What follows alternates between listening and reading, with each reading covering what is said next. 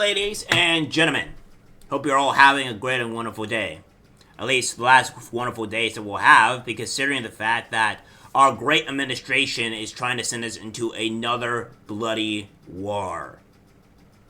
And this is something that I think everybody should understand here, is that what is the reality of what is going on, and how much do you care for your family's lives and everything else that is going on in our own country, and how much you're going to fight for it, because obviously this seems like a great opportunity to just bloody leave the entire country.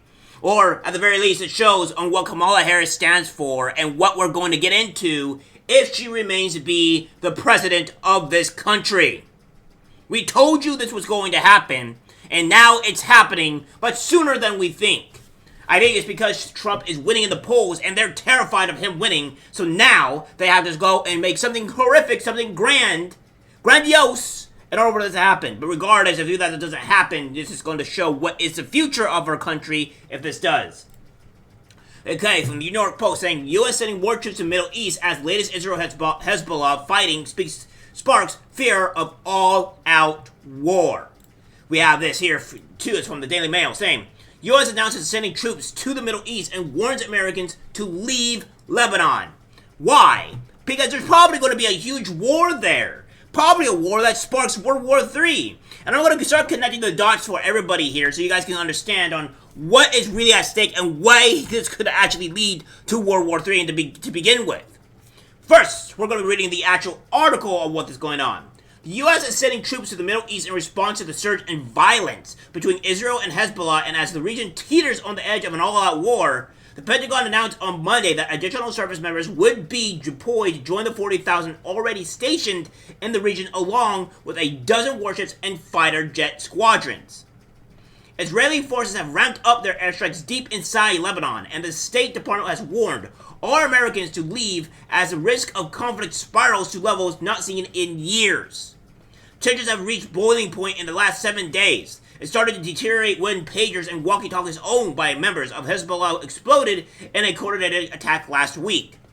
Devastating airstrikes by the Israeli military on Monday killed at least 100 people and injured another 400 in Lebanon as IDF warplanes pummeled targets across the country. Terrified residents in Beirut and elsewhere received calls or texts warning them to move away from Hezbollah targets, with Lebanon's information minister condemning the alerts as a tactic of psychological warfare implemented by the enemy. Schools have been closed early during the heavy attacks that have sparked calls for international intervention. The Biden administration has warned Israel that escalation is not in their best interest and still want a diplomatic solution. Yes, so by your diplomatic solution is to by going to war with Iran, starting World War III, sending troops there, sending dozens of warships and jet squadrons to the Middle East. How is this good negotiations? This is not good negotiations. This is pretty much an incitement of war against that country. Why are we always going to the Middle East? Why is there so many times where we're going to these wars consistently? It's really, really annoying that our government continually wants Americans to go die for their stupid money. At the White House, Biden declined to answer shouted questions about the situation in Lebanon. No, of course not, because he knows what it's going to lead to. He's not going to speak anything about this. Neither is Kamala Harris. She's going to ignore that situation entirely. And of course, the media is not going to talk anything about it, by the way. They will keep this noise down, and they won't even ask Kamala Harris about the situation, even though this concerns the American citizens greatly. Later, he spoke only in general terms about the situation during a meeting in the Oval Office with the President of the United Arab Emirates, Sheikh Mohammed bin Zayed Al Nahyan, and did not respond to questions about rising tensions. We will also discuss our efforts to end the war in Gaza and a number of regional issues, Biden told reporters. Yes, by starting World War III. That's how you're going to end it. That's cool. I've been briefed on the latest developments in Israel and Lebanon. My team is in contact with their counterparts, and we're working to de-escalate in a way that allows people to return to their homes safety. Mr. President, I want you to know that I remain committed to UAE security and look forward to discussions going to cover a lot of areas. At the Pentagon, Press Secretary Jen Pat Ryder would not confirm how many troops will be deployed or where they are going. Well, the Middle East. That's all we need to know. That they're going to the Middle East. That's all we really need to know.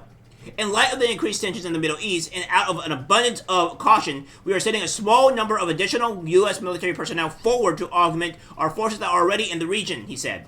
Due to the unpredictable nature of ongoing conflict between Hezbollah and Israel and recent explosions throughout Lebanon, including Beirut, the U.S. Embassy urges U.S. citizens to depart Lebanon while commercial options will still remain available. The State Department cautioned Saturday. The growing tensions are certain to be a major topic at the U.S. General Assembly meetings in New York. En route to the even and on Air Force One, White House Press Secretary Karine Jean-Pierre warned that the risk of escalation is real. Look, we're concerned. You heard that from the president yesterday, she said. The conflict along the blue line between Israel and Hezbollah has gone on for long enough. It's in everyone's interest to resolve it quickly and diplomatically, she said. Yes, because this would spark a world war. I don't understand where you're going with this. Again, we're going to be going over this. Don't worry, but it's insane. Diplomatic resolution, that's what we're going to continue to work for, she added. Yeah, because diplomatic resolutions result in sending dozens of warships and jet fighter squadrons to the Middle East. That is a diplomatic resolution. Yeah, that is how we're going to solve this. Okay, guys, we need to go and talk about this diplomatically. Oh, how we're going to do this? We're just going to send about a dozen of our warships and jet fighter squadrons and a few X amount of troops to the Middle East. That's our diplomatic solution. That's how we're going to solve problems, because that's not a threat of violence or escalation at all, because that's how we're going to do it. The number of troops deployed to the U.S. Central Command grew from 34,000 to 40,000 after Hamas' October 7th attack on Israel.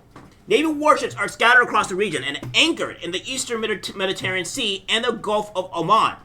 The U.S. has a single aircraft carrier strike group, which includes the USS Abraham Lincoln in the region after another departed for the Asia-Pacific region. In addition, there are naval destroyers in the Red Sea and 6 warships in the eastern Mediterranean. The U.S. has placed 4 squadrons of fighter jets in the region, bolstered by the addition last month of advanced F-22 fighter jets. Military Times reported. Lebanon Prime Minister has accused Israel of waging a war of extermination and urged the United States to intervene to deter the Israeli aggression. I don't care about your stupid war, Israel. I don't care. Deal with it. It has nothing to do with us. Go to war by yourself. This has everything to do with you guys. If you guys want to go have war and kill each other or whatever, by all means, go and do it. But leave the U.S. citizens out of this. This has nothing to do with us. This is completely insane. Huge plumes of smoke have been pictured at multiple sites, with rockets fired at areas and not previously hit by strikes, and witnesses reporting intense bombing raids. So yeah, that's what's going on here, right? This is the situation that we're going with.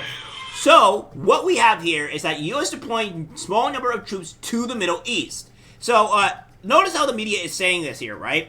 That, we're just sending a small number of troops to the Middle East. That's the case here. So, U.S. sending small troops to the Middle East as attacks ramp up, and U.S. deploying small number of troops to the Middle East as the Israel-Lebanon conflict heats up. U.S. sending another small group of troops to the Middle East. That's what they're saying, but the small number of troops, what is it they're talking about? The small number of troops is a dozen warships and fighter jet squadrons. Include another X amount of troops. So, part of it is true. Maybe. They didn't announce how many troops that they're sending. But we do know they're sending a dozen warships and fighter jet squadrons over there. So, I don't know if that's really what we would want to call small. And, of course, from Jewish News Syndicate. And then we have the Politico, of course, doing its typical propaganda as always. And then we have, of course, this is what I'm going to be talking about here, guys. This is what I'm going to be talking about where this is all tying to what's going on. So Russia said to be delivering advanced air defenses to Iran as Tehran touts ties. So there's this.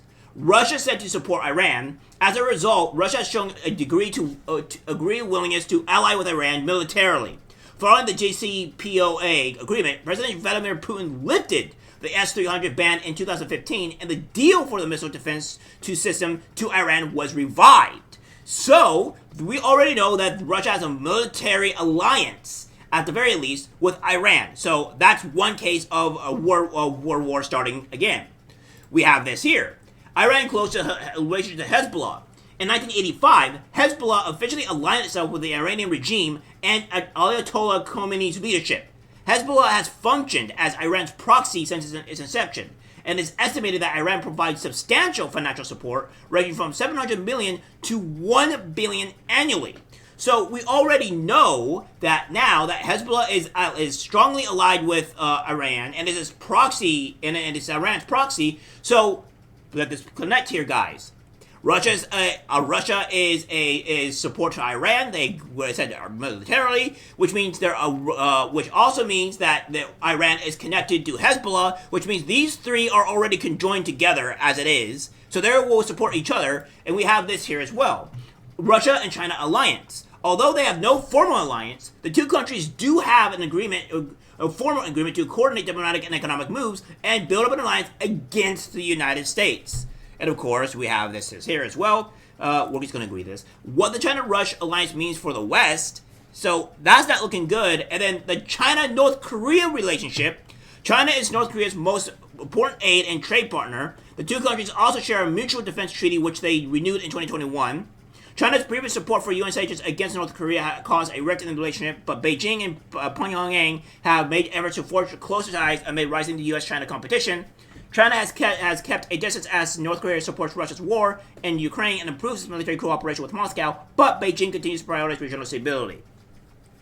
So, what we have here is a China-North Korea alliance, along with a Russia and China alliance, along with Iran close to Iran with the Hezbollah alliance, with Russia supporting Iran. These are all these countries right here are all in support with one another. So please tell me on what you're going to say with, if we're sending troops to the Middle East, how does this not result into potential World War III? Now, I know Tim Pool has been talking about World War III for a while and stuff like that, but this is actually a huge sign because all these things are tying themselves together on what could lead to this, and it ain't good. It's not great, and I think we should be highly concerned on what the Kamala Harris campaign, which aka also the Biden and Kamala Harris campaign, whichever you want to say, is doing. Because we just sent troops there. We just sent jet squadrons and warships there. I don't think it's going to look too great when Russia and everybody else does not like the U.S. currently and is currently allianced with all these people. They're all in this ring here, and it's not good. Alright guys, that's it for the video. Subscribe, share. As always, take care, my friends. I'm disgusted by what I see in public. Even people closest to us can't be trusted. This is algorithmic disease, the social media.